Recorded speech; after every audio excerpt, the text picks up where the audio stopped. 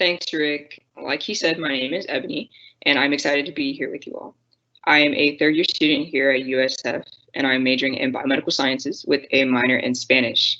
I am from Warner Robins, Georgia, so I'm an out of state student. And today we'll be learning more about how to get ready for online, including preparation, effective studies, resources, and day to day prep.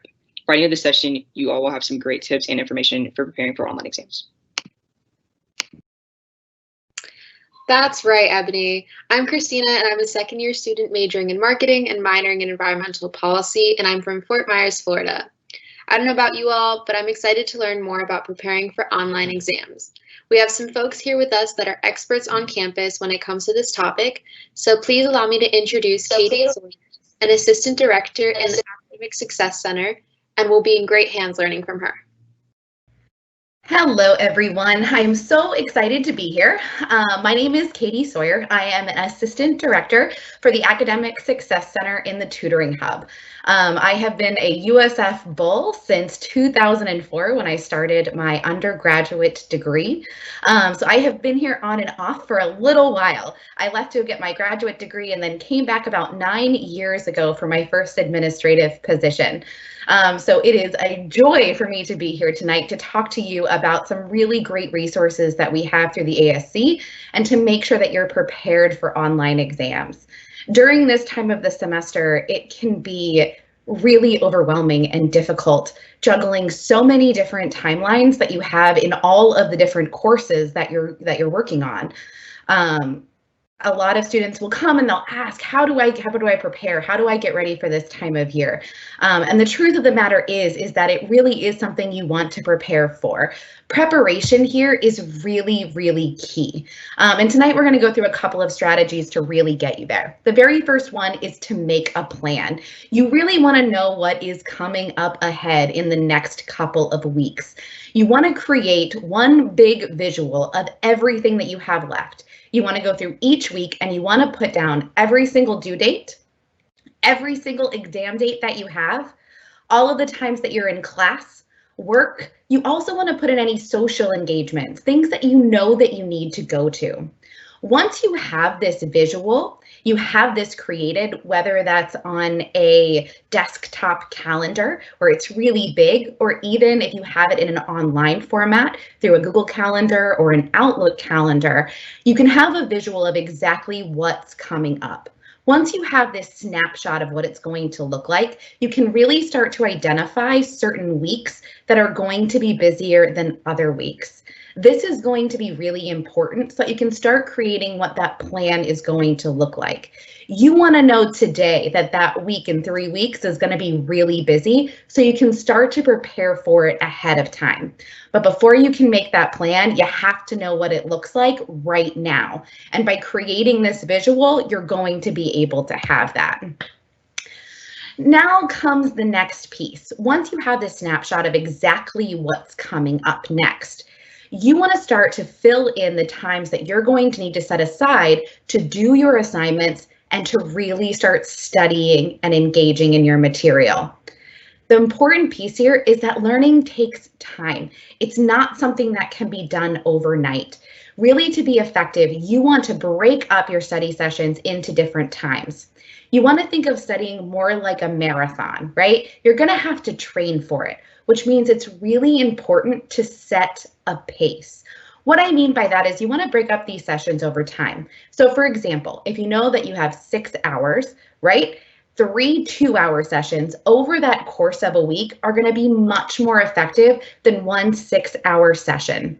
Learning takes time. Retrieving the information, being able to apply information. It's not something that can be done all at once.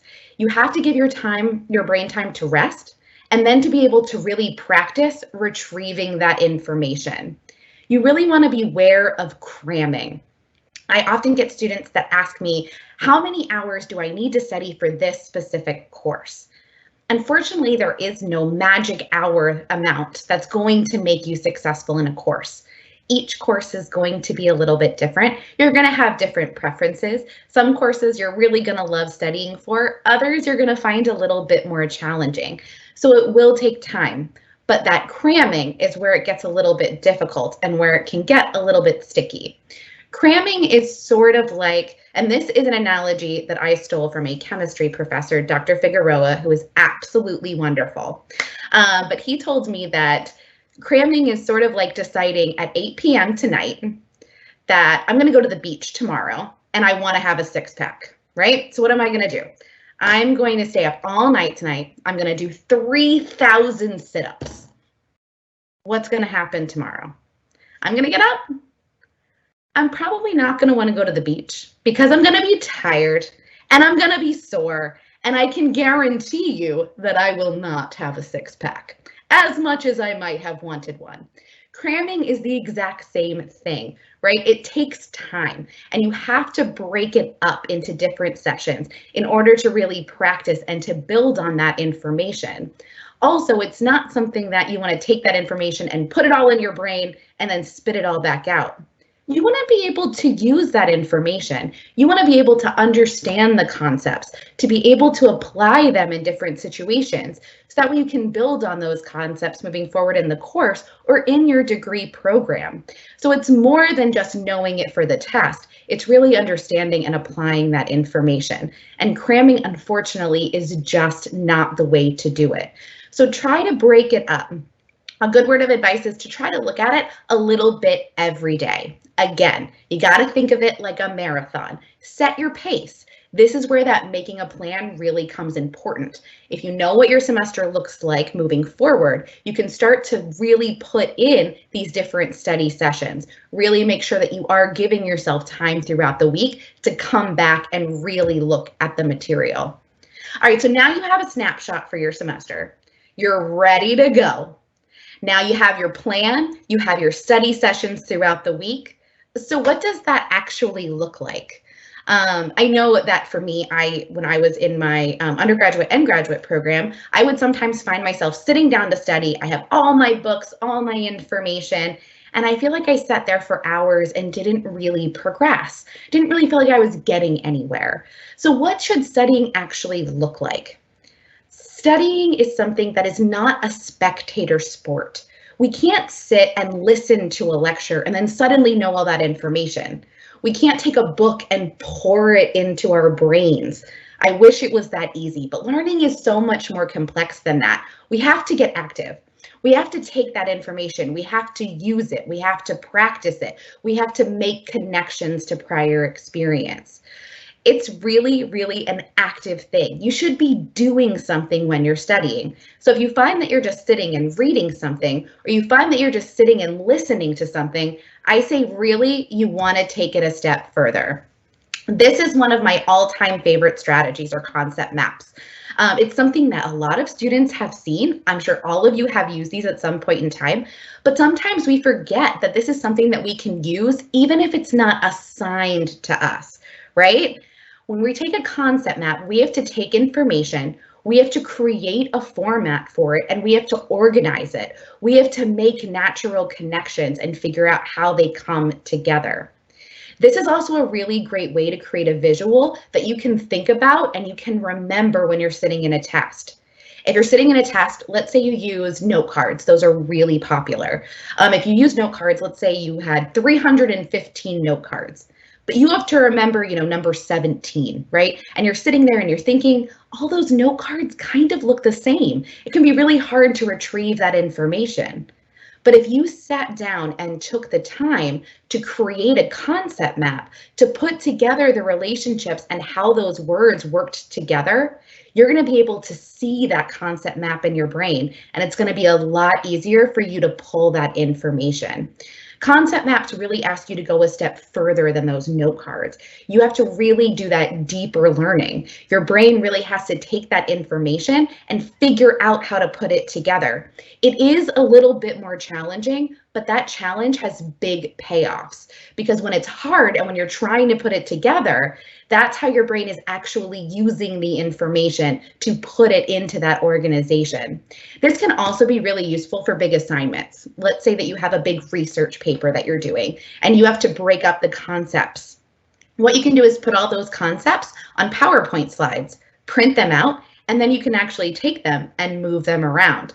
Again, what you're able to do is manipulate that information. This is where that application really comes into play, where you're using that information. That's how you're going to remember, and that's how you're going to be able to retrieve the information.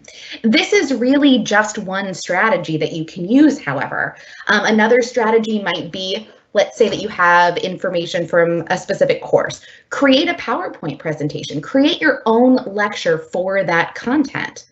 Put together practice problems in that you actually have to go through. Then present that information, even if it's just for yourself in the mirror. I myself, I like to present for my dog. You can also present to a friend or a roommate, but get up there and give the presentation. Teach that material. Another great example of something that you can do is create a study group. Sit down with other students who are in the same course. Break down those concepts. Ask those important questions and then work together as a group. If you set aside time, specific days and times for that group, not only does it give you a community of support, but it also allows you to have that accountability to make sure that you're sitting down to study at that same day and time every single week. All right, so a couple of the strategies. Now, I understand it's one of those things that it can be overwhelming. And if you have a number of different courses, it can be really hard to get started where you're saying, wow, I understand that I need to get active, but that alone overwhelms me a little bit because I've never studied like that before. The Academic Success Center does have resources for that. One of those resources that we have are study skills mentors. These are mentors, they are students just like you. They are students who are also going through this remote transition just like you. They have access to a lot of the strategies that we talked about tonight, as well as additional strategies. They can help with a number of things: time management, memory strategies, test taking strategies, procrastination. These appointments are one-on-one. They're through Microsoft Teams. You can sign up directly through the Academic Success Center website, where you can go on and you can find your day and your time that works for you, and then just sign up for an appointment. The study skills mentors you can meet with numerous times. So if you go to meet with them about time management, you can set up a follow-up appointment next week to really sit down and see what worked and what didn't. They also are able to help you adapt these strategies. We know that each of you are very different, and you have different preferences, different motivations. They're able to help work with you to make sure that the strategies that we have can adapt to you and make it and help you figure out how they can work for you moving forward. We also have one-on-one tutoring for a number of different subject areas, including general chemistry, organic chemistry, the Smart Lab courses, calculus, physics, finance, and accounting. All of those are available for the same 15-minute appointments one-on-one with our tutors through that same website. So please feel free, reach out, utilize those content experts, as well as our study skills mentors who can help with those non-content challenges like we talked about. So you have your resources, you have your plan, you're going to get studying, and you're going to get prepared. The other thing that you want to prepare for are the logistics of the day. What is that exam going to look like? You really do want to know what to expect. You also want to think about if there's anything that you need to prepare. Some courses are using different types of software for exams. For example, our Smart Lab courses are using Proctorio. For Proctorio, it does require a webcam and also some software registration. If students don't have access to that, what they're able to do is make a reservation to come into the Smart Lab to be able to take their exam. If there are steps like that that you need to take, you really want to set that up ahead of time and have that plan and know exactly what it is that you're going to do. You also want to try to limit any issues that might come up. For instance, if you know that at home you have Wi-Fi connection issues, you might want to find another place to take those exams to make sure that you're ready to go day of. Also, you want to make sure that you're limiting any distractions or anything else. Find a place that's really going to work for you. Get some rest the night before. Take a breath and relax. You are prepared. You have done all of these wonderful things that we're talking about tonight. Walking into that exam, knowing that you're prepared, knowing that you're well rested, that's going to ease some of that anxiety going in. Also knowing what all of those logistics are. We really do want you to feel confident because that preparation is really key to be successful. After this event tonight, we are going to be sending you an email. It's going to have some templates for the different calendars that we used. It's also going to have some of those blank concept maps, as well as some links to how to get started on making your own. It's also going to have that link for the study skills mentor appointments or tutoring appointments if you are interested, and also contact information for us at the ASC and any services that we offer. We are here to help you with anything that it is that you might need, and we wish you nothing but luck as you move forward into these exams. We know that you're going to rock it. All right, so now it is time to move into our question next section. And so the first question is, the student said they are worried about tech issues when they're taking their exam. So what if something happens, and what if things stop working? What can they do? That is an absolutely fantastic question. I use the Smart Lab because that is where I live, so I have some examples from that for us. If you do run into an issue where there are technical issues during your exam, the best thing that you can do is contact your professor as soon as possible. Also, if you're getting an error message of any kind or anything like that, if you can take a screenshot of that, that's a great way to let the professor know exactly what it is that's going on. That way they can respond to you. If it's happening to you, the chances are that it's probably happening to somebody else as well. So just make sure that you contact your professor as soon as possible and have those screenshots available if you're able to. Yeah, so I completely agree with that. I just want to add on like my personal experience. I know we went online last semester, and so when we were taking our chemistry, organic chemistry 2 final, literally it shut down on all of us, at least about 97 students. And so just know that professors are on and they're like ready for emails and stuff to go wrong, because as soon as anything shut down on me, I like immediately emailed my professor and I got a response within like 5 minutes, and then I got my exam extended. So definitely don't be afraid to like hit that canvas, hit email, and just reach out to them. Like Ebony said, the same thing happened to me during my summer exam. I was struggling because I couldn't see half of the exam, so I ended up getting like a 0 on the portion that I couldn't see. But, you know, just email your professor, they'll extend the deadline, and you'll be good to go. But our next question here is, I want to start a study group, but I am not sure where to start. Any advice? Yes, absolutely. Study groups are incredibly effective. If you don't have connections to anyone else in your course, first thing I would do is reach out to your TA or instructor to see if anyone else has engaged with them about possibly starting a study group. Oftentimes, they'll also give you a good avenue, whether that's through a discussion board or through something else, to reach out to other students to see if there's anyone else out there that really wants to start that as well. Once you get connected with other students, my biggest suggestion is to really set that day and time every week. That works for everyone's schedule so that everyone can sit down, and also start to plan out exactly what that's going to look like. Are you going to bring those different problems, right, that you're going to be talking about? Make sure that there's a little bit of structure there so that everyone knows what to expect as soon as they come to the study group. All right, our next question. What should we do if our Wi-Fi isn't great where we live? Oh my goodness gracious, I completely understand this. I had a couple of issues with this earlier in the summer. With that, it is one of those pieces that I would say plan ahead of time. We do have computer labs on campus that you can absolutely use. There also is different Wi-Fi available on campus. If you can come and even just bring your laptop, that can be utilized. There's a number of different places that you can go, but I really do suggest campus or utilizing those computer labs and making reservations for those computer labs to make sure that there is no question, you know, you're going to have Wi-Fi and that you know it's going to be strong. Okay, so this student said, I just have a hard time studying and it doesn't feel like I'm getting anywhere when I do. So what should I do?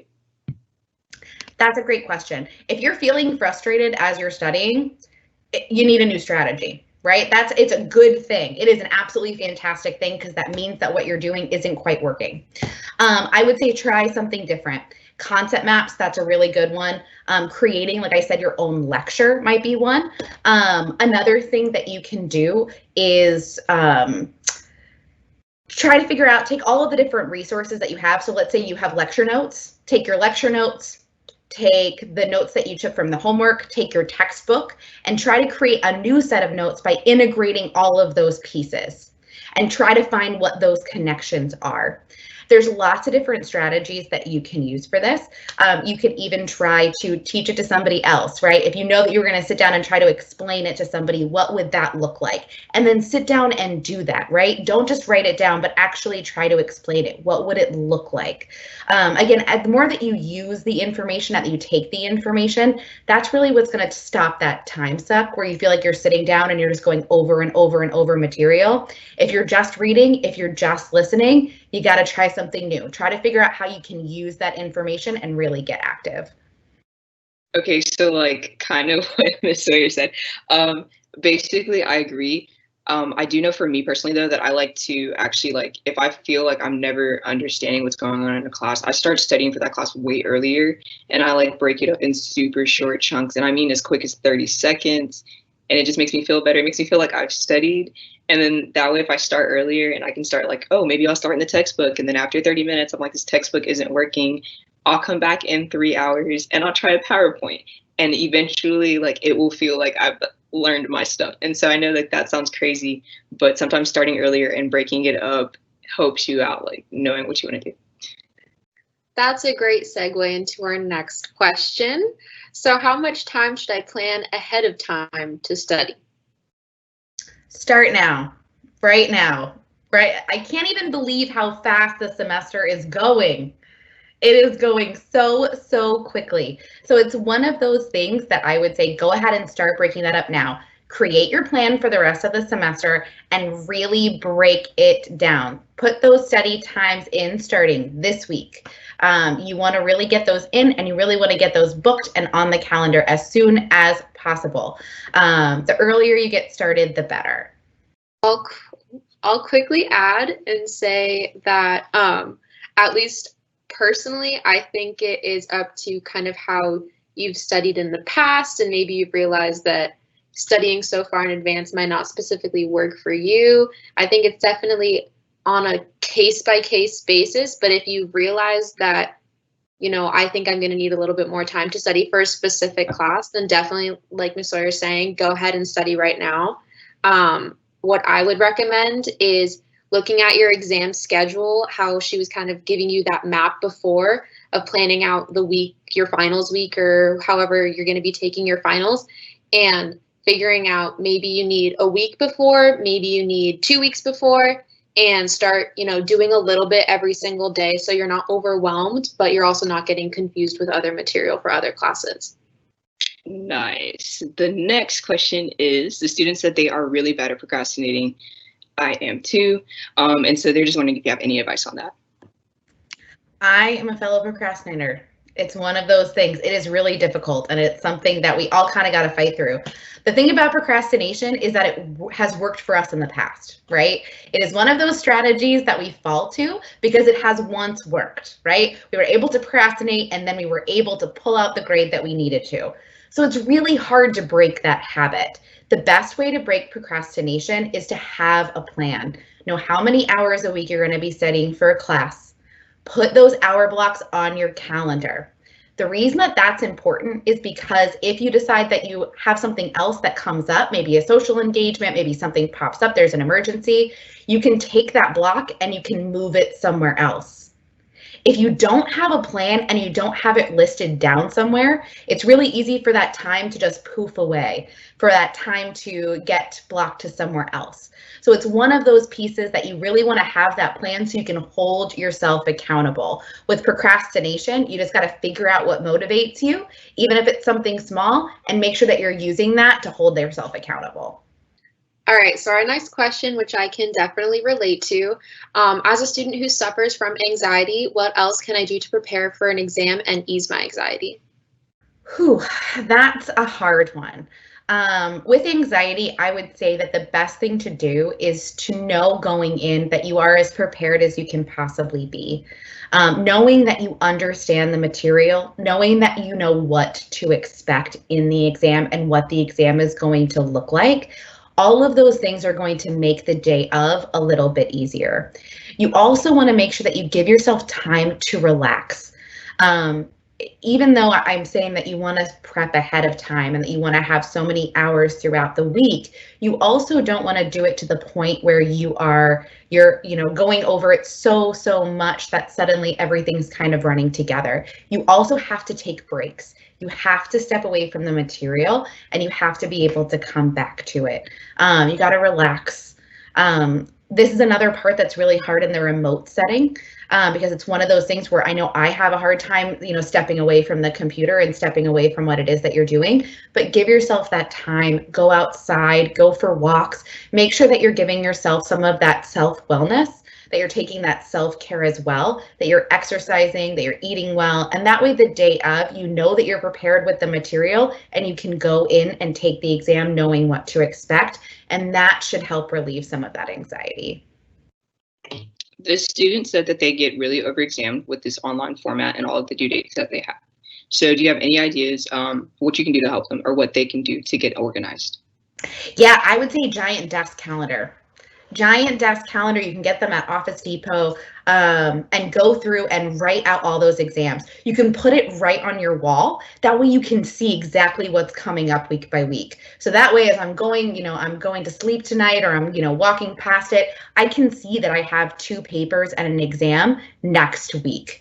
You want to have that visual representation in an online format. Sometimes we can miss that big picture because we're only looking at it day by day or we're only looking at it week by week. But you want to know what's coming up. So if you have that big giant calendar that has every single due date on it and every single exam date, you're going to be able to see that on a day-to-day basis. And it's going to be something that you're going to be able to go back to. And you're going to be reminded, oh yes, I have to get that paper done because I can see it coming up in a couple of days. Great answer. So our next question is, how can I make a reservation for the computer lab?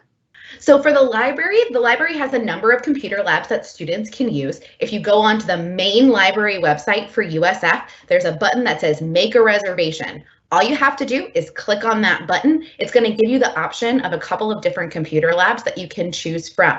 Couple of things that I do want to mention about those reservations. When you come to campus, you do want to make sure that you are wearing a mask. You also want to make sure that you have your student ID with you because you will need that in order to access the building. Once you get there, you'll also want to have your reservation available. You'll have that confirmation that you'll show when you walk in, and that's going to allow you access into the building. So also with those reservations, very easy to make, but also make sure that you understand the steps when you're going in to access that reservation. Thank you for that. And so moving into what seems to be our last question, this one is, do you have any resources online that will help the student create a study plan? Yes, if you access the ASC website, you'll be able to go into the tutoring hub, and I can also put this in the email. In the tutoring hub, it says study skill mentors. On that page are all of the different strategies that our study skills mentors can provide to students. So you can get worksheets on how to set up an effective study session. There's also sheets in there on procrastination specifically. There's blank templates to create the calendars that we're talking about.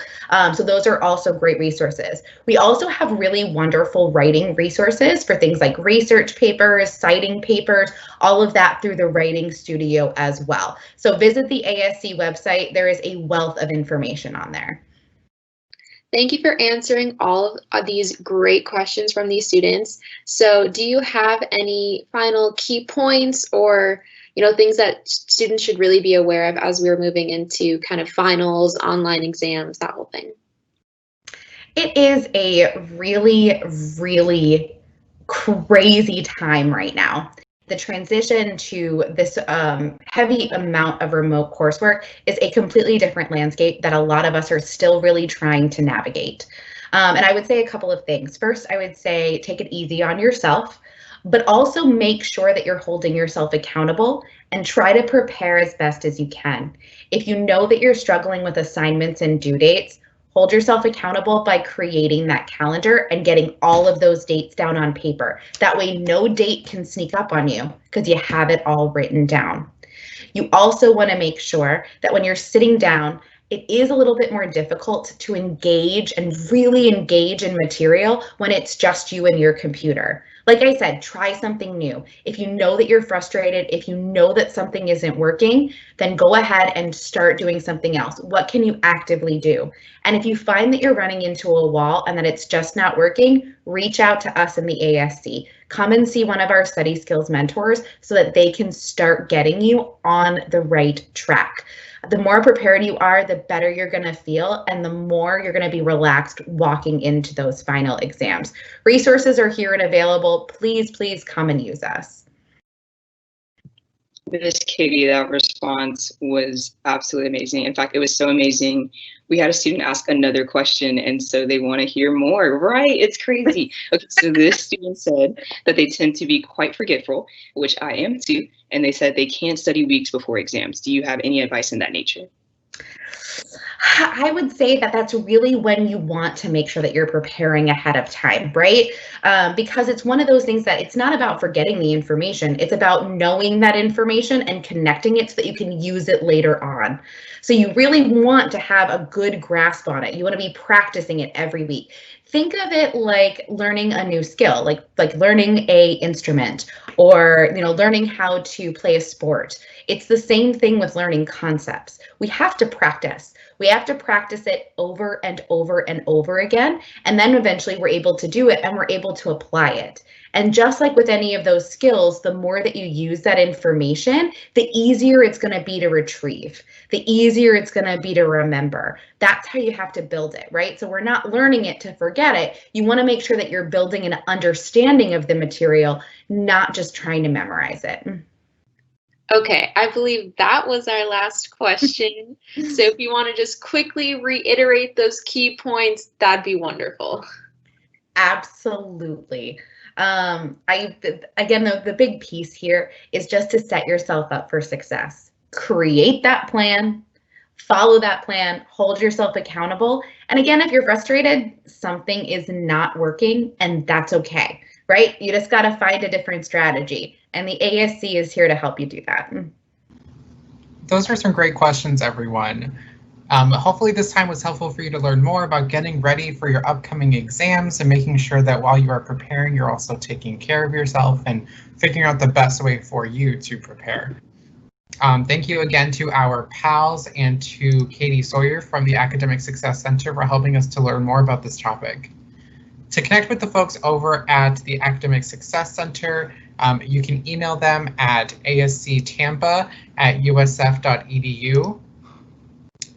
So sorry, it just looks like a small error, y'all. So ignore the email currently in the center of your screen. It's asctampa@usf.edu to get folks like Katie here to help you out and get your questions answered. And then to stay connected with us here at New Student Connections, you can follow us on Instagram at USF_NSC or email us at newstudent@usf.edu, both of which are currently on your screen as well. And we're going to go ahead and send that attendance link one final time in the Q&A. So if you haven't already and you hope to get that follow-up email from Katie and her folks with those great follow-up resources, please go ahead and be sure to click that attendance link that you should see in the Q&A momentarily. Now, this was our final How to College virtual chat for the semester, but you can be sure to tune in January when we start doing these more regularly.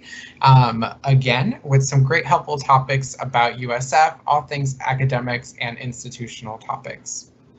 For some more information about these virtual chats and some other great opportunities for all Bulls, please go ahead and download the Go Bulls Guides app, where you'll get a chance to access the USF Student and Family Guide, which is a one-stop shop for information and resources for all things USF, so you can get connected and get your questions answered, including an all-encompassing event calendar so that you can be in the know for all things happening at USF that you can tap into as a student and as a Bull.